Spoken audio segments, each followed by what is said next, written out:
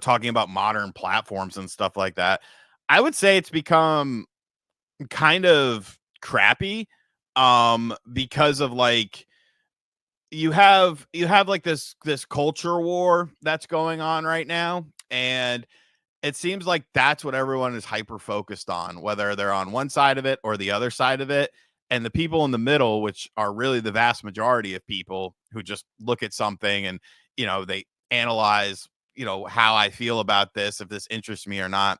Those people are kind of lost in the shuffle, even though that's many people, because people like to feel like they belong to something. People like to feel, and it's just human nature. And they want to pick a side, but it seems like that is just,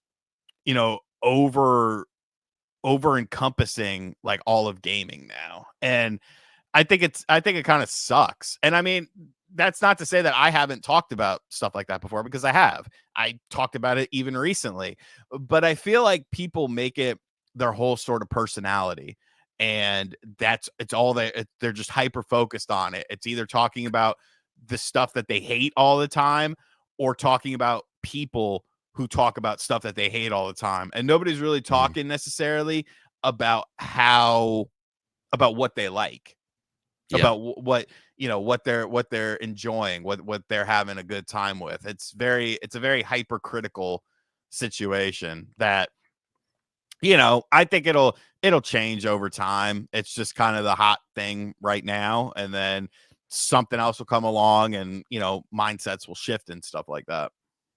I think you brought up a good point about the landscape being very personality driven and very much like, community driven behind that personality. And like you said, there is like, an abundance of similar coverage of, different, media and gaming news, but people tune in to hear, like, for example, your specific, take on those events. Although they are aware that they occurred, they want to hear what you have to say about them. So Right. I think that's really something that I think you bring to the table as far as like what makes you unique as a content creator. I mean, the proof is right there, like you have like over 500,000 subscribers, and I'm sure just like a lot more people who probably watch your content who aren't subscribed yet for whatever reason. But yeah, I just kind of, I mean, like, I know that there are some, I like to say folks who like forget to smash the subscribe button, but yeah, I think like, as far as like my perception of like personality driven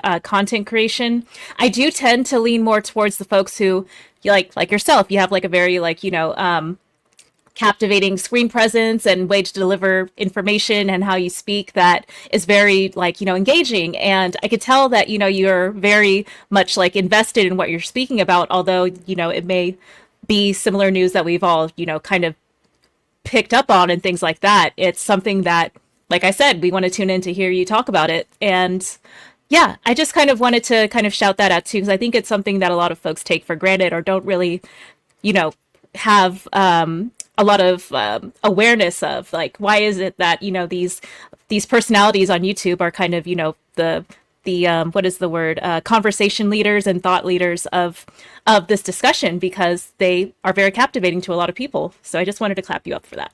Well, thank you.